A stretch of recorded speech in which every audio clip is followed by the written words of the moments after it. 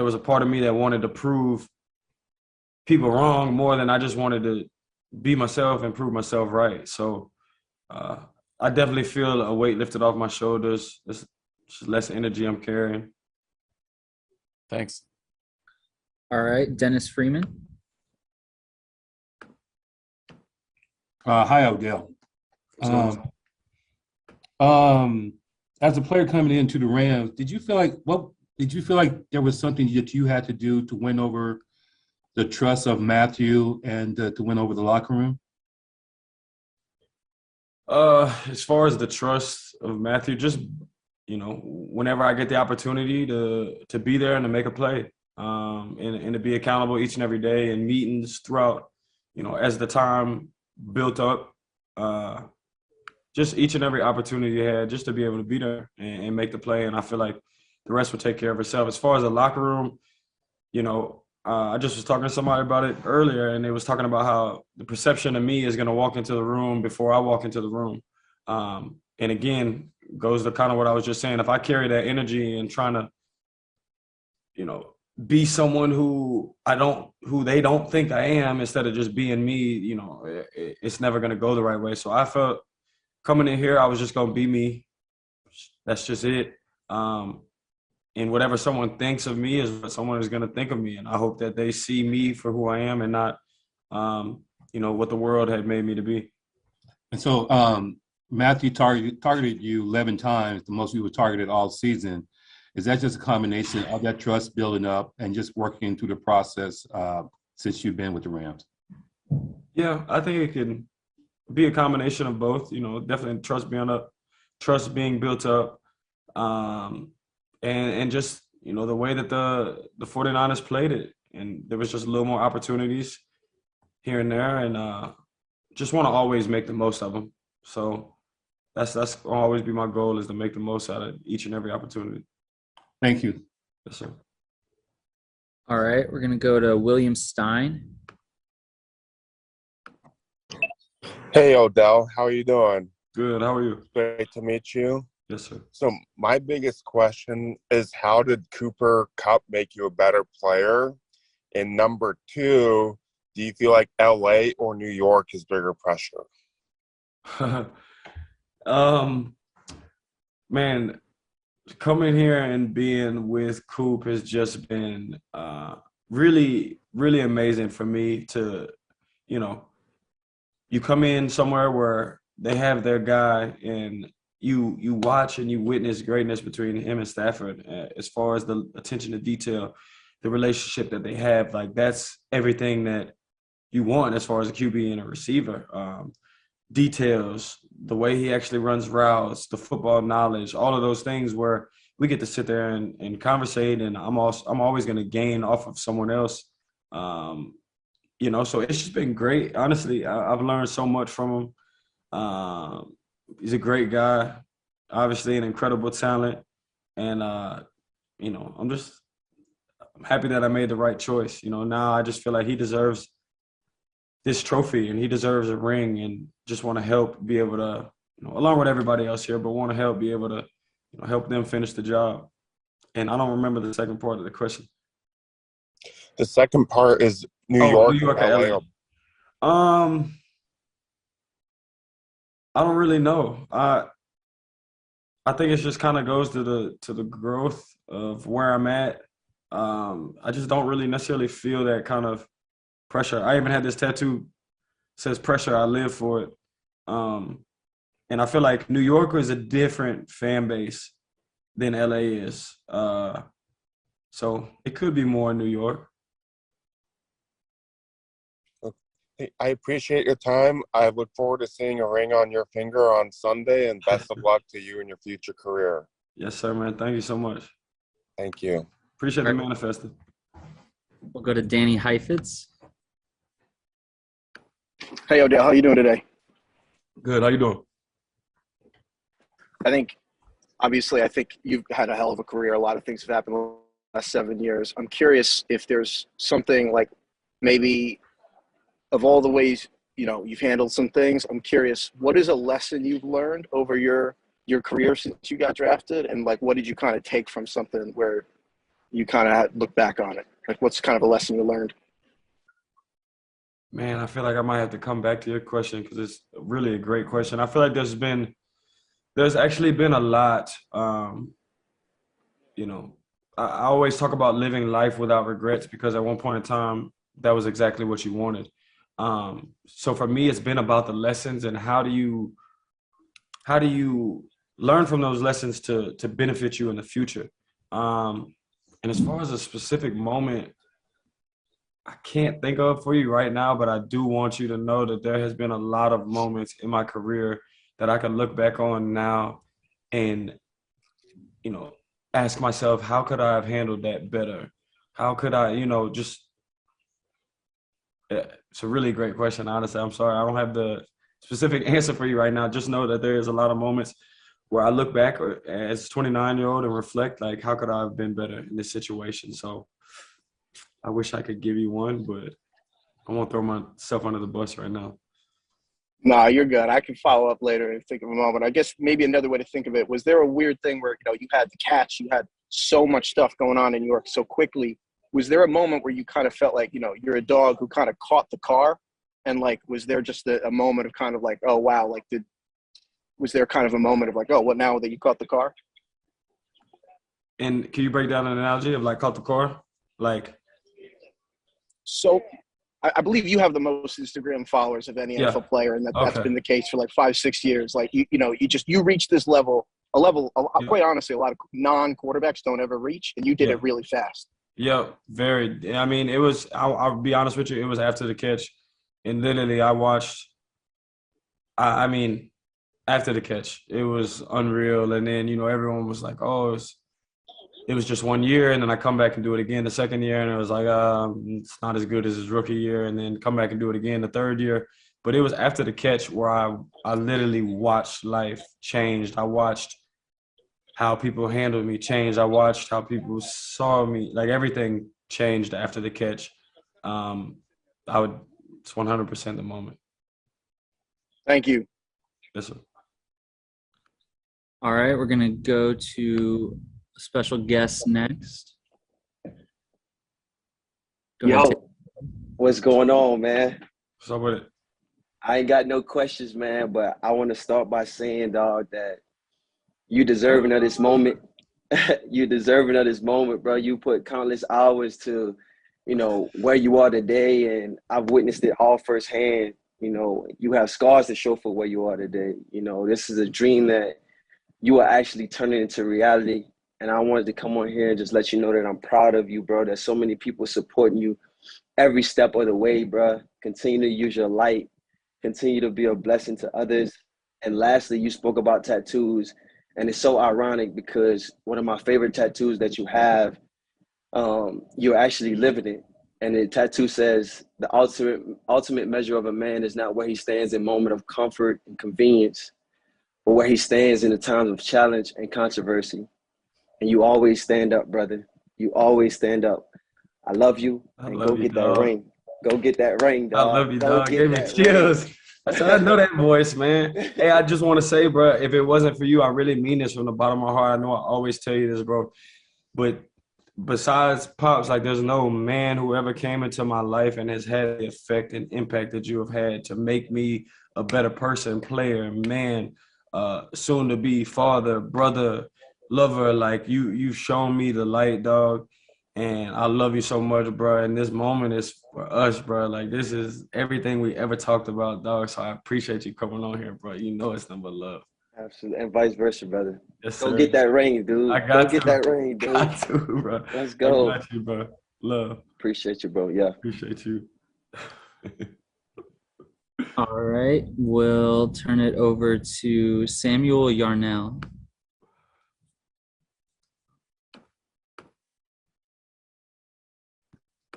Hey, Odell, what's up? Sam Yarnell with WRHU here in New York.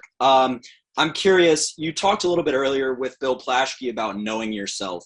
This season has been crazy for you with where it started to where it is now, being the furthest you've ever gone to the playoffs, obviously, as you mentioned. I'm curious, what have you learned the most about yourself this season? In simple, I would say, like how Jarvis just talked about the ultimate measure of a man. simplify it down to one word, is just resilient. You know, that's how I feel. Is I've just been resilient through it all, through the ups, through the downs, through a lot of downs. I've just been resilient. And I remember watching the Super Bowl last year, my ACL, and it wasn't the best feeling in the world to have to watch that. And I said, I'm going to play in that Super Bowl next year in Los Angeles. Like, who is supposed to be for me? Like, I'm supposed to be playing in it. Not only playing in it, like, you've got to win. And to be here, to not knowing that I wasn't going to be in Cleveland, that I was going to be on the Los Angeles Rams, like, I could have never seen it. I could have never seen it. So definitely would be the one thing I've learned about myself is how resilient I truly am, and how no matter how many times I fall down, I'm just going to continue to stand back up.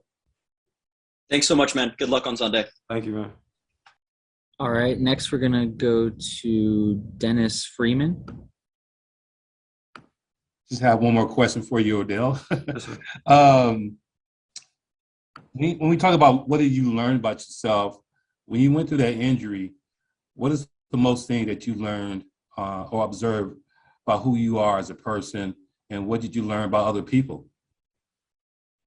I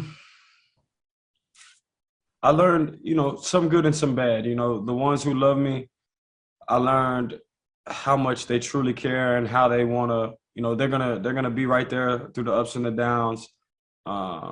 My girl, my mom, pops, my coaches, trainers, everybody that pushed me to be here now.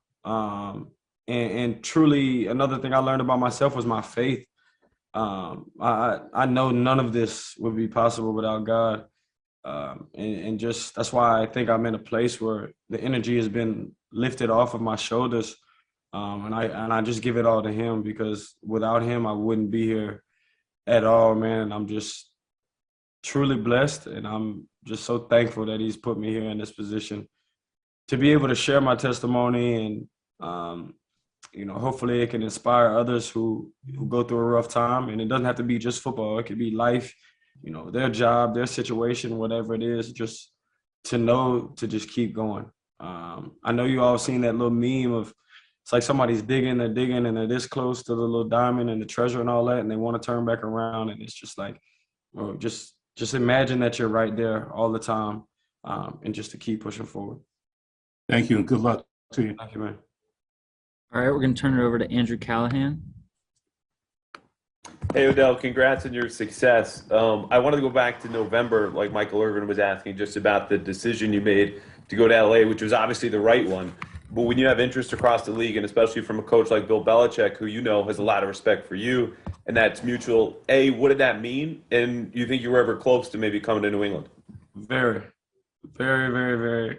I think I don't think I joked with him on the phone, but I was like, if this was 3 years ago, it would have been ideal, because Tom is one of the, he's one of my favorite. I know I posted a video a long time of just the passion and the fire that Tom has, and then there's a bunch of clips cutting to me doing, similar things, and mine gets misconstrued for something else, and his is something else, and it's just like, bro, I actually love football that much that I'll punch a water cooler. Like, I care that much for this game. I've tried to explain this to people. I hate losing. I care this much for that game. And for a guy, coach like Bill Belichick, who I've admired for years and I've seen and just always was like, man, one day I'm going to play for Bill Belichick. For him to call me, to be able to just sit down on the phone with him and talk football, I mean, it's like, what more could you ask for? So I was very close.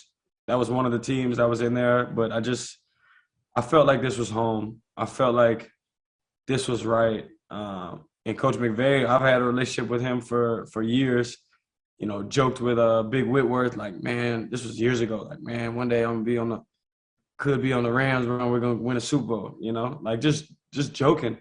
And now here we are, man. So, like I say, I just don't see how any of this is possible without God. And I'm just excited. I'm just excited for the opportunity. Thanks, man. Good luck on Sunday. Yes, sir. Thank you. All right, we're going to go to Teresa Walker. Good afternoon, Odell. A couple years ago, you were enjoying LSU winning the national championship, and now you get to prepare to go against guys that you watch help bring your alma mater a title.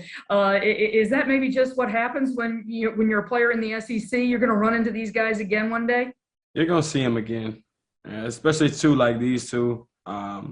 They're born winners, you know. So I always knew that we would see them again.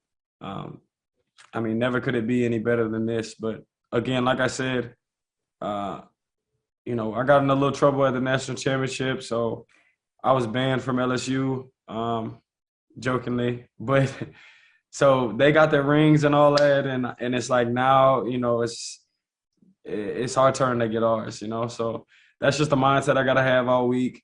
Got to go out and handle business. This is not gonna be an easy task, you know. Both teams are here for a reason, so I'm just excited about that. Happy for Joe and Jamar, and I think there's some other. I think there's Moss's son over there. I think might be a few guys over there, but we definitely got some LSU guys here too. So hopefully we can pull it off. Thank you. All right, we're going to go to Kurt Sandoval. Hey, OBJ, congratulations on being here. And I apologize, you've probably been asked this. If you could just give us an update on Baby Watch, for one, and what happens if that's Saturday night. And two, describe this Monday compared to a normal Monday. A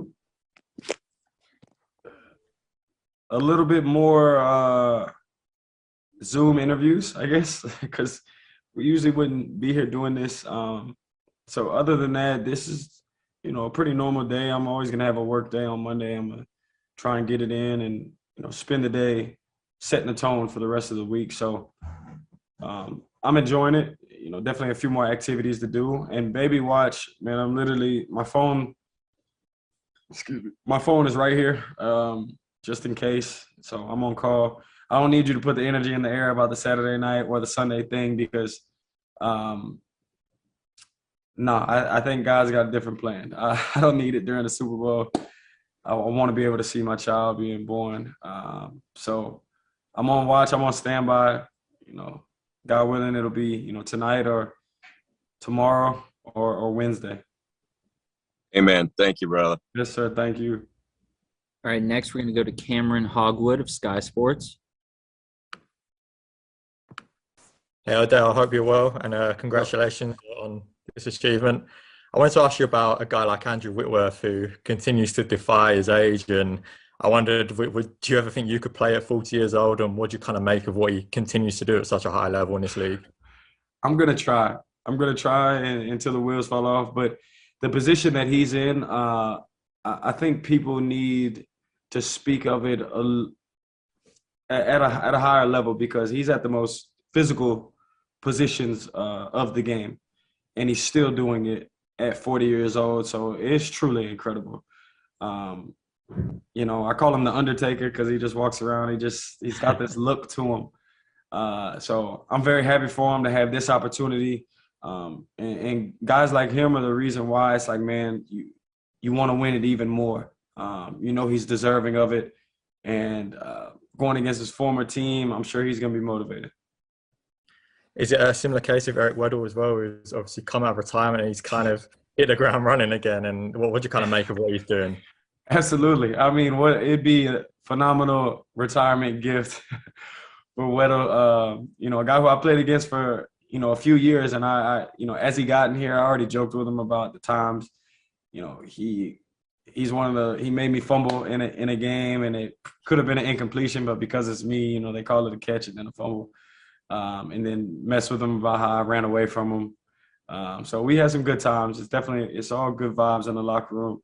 And, guys like those two, you want to win a ring for even more. Appreciate it, Odell. Best luck on the weekend from here in the UK. Yes, sir. Love. All right, we're going to go to Rod Walker.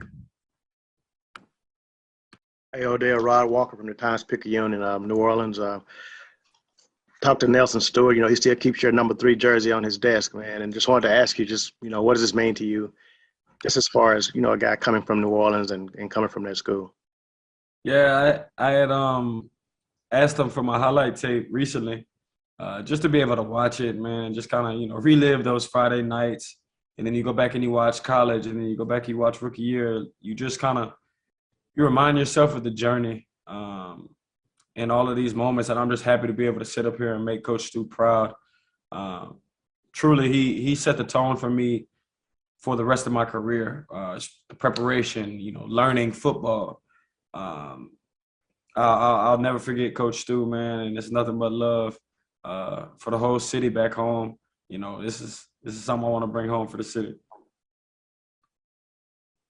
Did you come close to coming back to the city? I was close. I was very close. It just didn't feel like the right time. Right place, wrong time. All right, we're going to go to Gary Klein.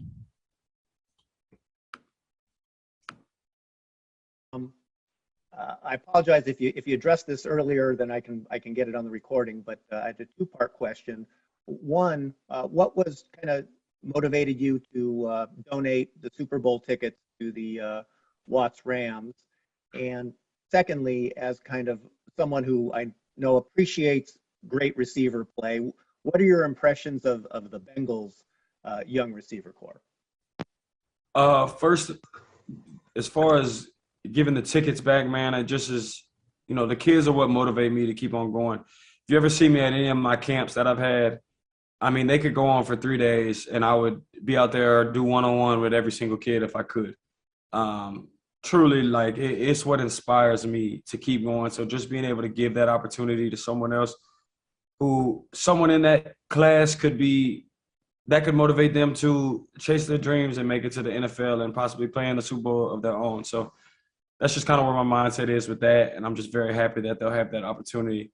And secondly, I mean, this is one of the most dangerous cores in the NFL. There's a reason why they're here, T and Boyd and Chase,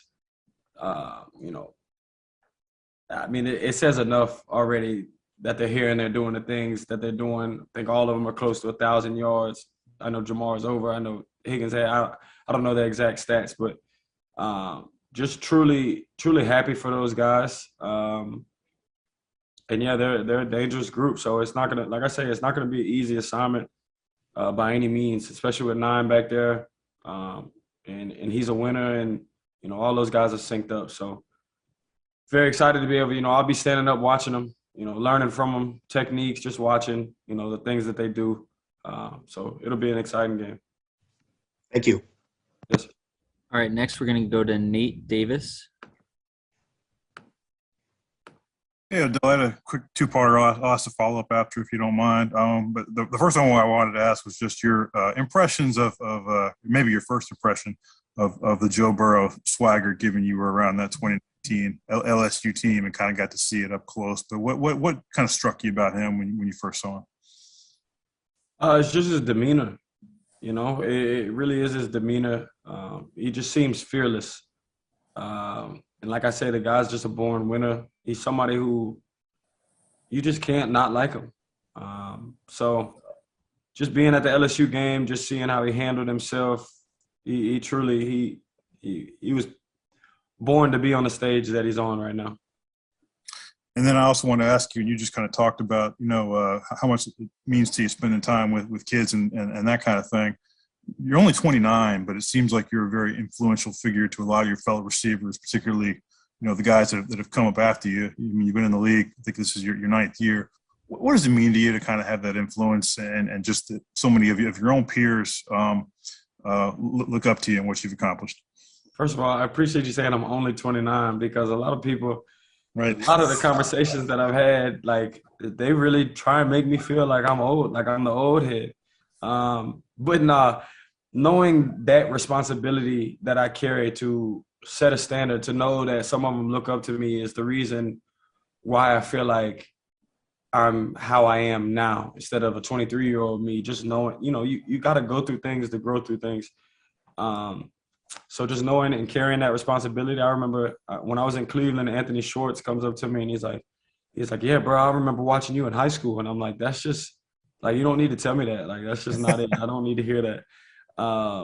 So it is crazy because my 29 feels like I've been in the league for 12 years. I feel like I've had so much happen, ups and downs, goods and bads, that it's like it's expanded more than, I think this is my 8th year in the league. I've been hurt a few seasons, so I don't really count them all anyways. But it feels like a very long career in a short period of time. Thank you. Yes, sir. All right, we're going to go to OCU Minora. Uh-oh. He said, uh-oh. What's up, Brody? What's going on, bro? How are you? Good, bro. Blessed. Hey, listen, you look blessed, man. I'm happy for you. Yes, sir. Listen, last time we spoke, I remember telling you, hey, listen, don't leave New York. And you left. And here you are with the Rams on the verge of actually lifting that Super Bowl trophy, man. How does that feel for you? First, I didn't leave. I got booted. Second, it is a great feeling to be here at this moment. And like I've said all along, I'm just truly blessed and thankful for this opportunity. But the job's definitely not finished. And, you know, I just want to lock in and be able to hoist that trophy up and share this memory, you know, with your brothers. You know, it's been a long season. This one in particular has been even longer. I just came back from ACL. I've been working since surgery, November 12th, to each and every day, you know, finding small wins, to having to sit out the first game, you know, because the docs and I were like, this isn't the time, okay, to going through the season, you know, messing up your shoulder, just everything that's happened. It's been a long run, all the wind down to this moment, and just what an opportunity. Just want to find a way to take advantage of it, man, and be able to call myself a world champion. One more quick question. I think anybody who knows you or anybody who's met you, they know you're very humble, very down to earth, you know, just an incredible person to be around. But it seems like now there's this narrative switch that you're such a nice guy now in the media. Have you noticed like a switch in the way people, you know, talk about you or think about you? Yeah, I mean, I've seen it, not like firsthand, but the people who are close to me are like, bro, it's just crazy to see how the narratives and everything has changed. And it's just like, you know, again, when I was younger, I definitely did things that could have helped not be able to be seen for who I truly am. But I also feel like there was a lot more of just trying to create a story, because it's easier to sell drama than it is to, you know, write up good things about somebody. So I've definitely watched, heard, and witnessed it all changed, man. And it's just a testimony to stand down, you know, stand humble, stand in your faith, bro. And, you know, here I am with an opportunity to reach one of the goals in my life that I've always wanted to reach. Incredible, man. Go do it, bro. Have a good one. Absolutely. Thank you, bro. All right, we're going to turn it over to Fox Home. Just please state your name so Odell knows who he's talking to. Hey, Odell. This is Jenny Taft. I'm actually working for Extra TV. Great to see you, and best of luck too. Absolutely. Thank you. I was just curious about home field advantage. If you're feeling the pressure, is it real? And which chant will be louder, Houday or Rams House? I don't know. I would hope that it'd be Rams House. You know, but I know that Houday is going to travel. You know, this organization has been waiting for that opportunity for a long time. So everybody's excited. It's going to be a great game. I'm just looking forward to it. But obviously, we want more Rams fans there than Cincinnati fans. I apologize if this was asked, but the moment you shared with Deebo, what was said in that? And it got a lot of attention, obviously, on social media. But what was so important about that moment for you? You know, it's a moment. I'll keep it between him and I, but it's just as it's the absolute utmost respect for him as a person, player, and a man. And this is someone who's like a brother to me. You know, we've been chatting and FaceTiming all year, just talking back and forth to each other. So I know if it was the other way around, it would be the exact same thing. Just, you know, words of affirmation, encouragement. And he really laid it all out there and had a tremendous season and just came up short. And that's okay. Hoping that he gets his bag next year, which he deserves fully. I guess they have to pay him for running back and receiver, so that should be pretty nice. But just, proud of him. And like I say, if it was the other way around, I know it would be the exact same way. Really happy for you, Odell. Best of luck Sunday. Thank you so much.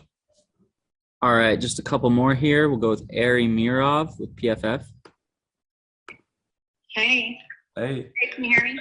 Yes. I got. Oh. All right, I've asked you to unmute. You can hit unmute, and then you can ask your question.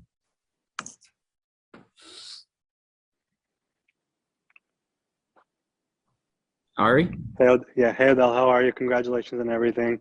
Hey, how's it going? So I don't know if you saw this, but there was a very wholesome moment between Robert Woods and Cooper Kupp after the NFC title game. Both of them basically hugging and talking about how much they mean to each other.